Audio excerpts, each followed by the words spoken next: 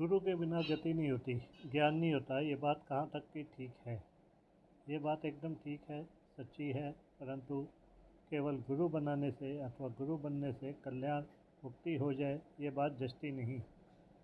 यदि गुरु के भीतर ये भाव रहता है कि मेरे बहुत से शिष्य बन जाए, मेरा एक संप्रदाय बन जाए, मैं एक बहुत बड़ा आदमी बन जाऊँ, तो शिष्य का भी ये भाव रहता है, एक चादर, एक नारियल और 1 रुपया देने से मेरा गुरु बन जाए, गुरु मेरे सारे पाप हर लेगा आदि। तो ऐसा गुरु शिष्य के संबंध मात्र से कल्याण नहीं होता।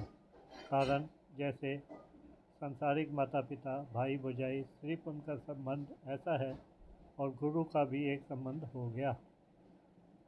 जिनके दर्शन, स्पर्श, भाषण और चिंतन से हमारे दुर्गुण दुराचार दूर होते हैं, हमें शांति मिलती है, हमारे देवी संपत्ति बिना बुलाए आती है, जिनके वचनों से हमारे भीतर की शंकाएं दूर हो जाती हैं, शंकाओं का समाधान हो जाता है, भीतर से परमात्मा की तरफ गति हो जाए, परमार्थिक बातें प्रिय लगने लगे, परमार्थिक मार्ग ठीक ठाक दिखने लगे, ऐसे गुरु से हमारा कल्याण होता है। यदि ऐसा गुरु ना मिले तो जिनके संग हम साधन में लगे रहें, हमारी परमार्थिक रुचि बनी रहे, ऐसे साधकों से संबंध जोड़ना चाहिए। परंतु उनसे हमारा संबंध केवल पारमार्थिक होना चाहिए, व्यक्तिगत नहीं। फिर भगवान ऐसी परिस्थिति घटना भेजेंगे कि हमें वह संबंध छोड़कर दूसरी जगह जाना पड़ेगा, और वहाँ हमें अच्छे संत मिल जाएंगे। वे संत चाहे साधु वेश में हो, चाहे गृहस्थ वेश में हो, उनका संग करने से हमें विशेष लाभ होगा। तात्पर्य है कि भगवान प्रधानाध्यापक की तरह हैं।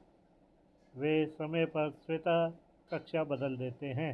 अतः हमें भगवान पर विश्वास करके रुचिपूर्वक साधन में लग जाना चाहिए। गीता में भगवान ने कहा है, जो मेरा आश्रय लेकर यत्न करते हैं वे सब कुछ जान जाते हैं। अतः भगवान पर विश्वास और भरोसा रखते हुए सभी साधन संबंधी, भगवत संबंधी बातें सुननी चाहिए, और सत्कर्म, सच्चर्चा, सच्चिंतन करते हुए सबके साथ सद्भाव रखते हुए साधन करना चाहिए। फिर किसी संत से, किसी शास्त्र से, किसी घटना से अचानक परमात्मा तत्व का बोध जागृत हो जाएगा। यदि गुरु मिल गया और ज्ञान नहीं हुआ तो वास्तव में असली गुरु मिला ही नहीं।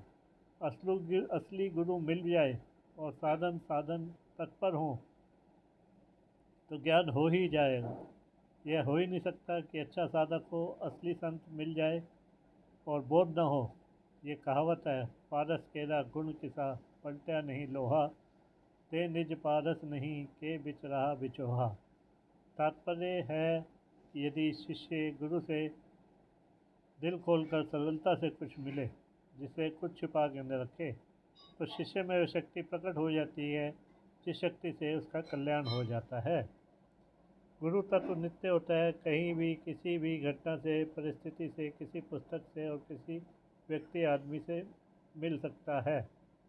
गुरु के बिना ज्ञान नहीं होता, ये बात सच्ची है। धन्यवाद।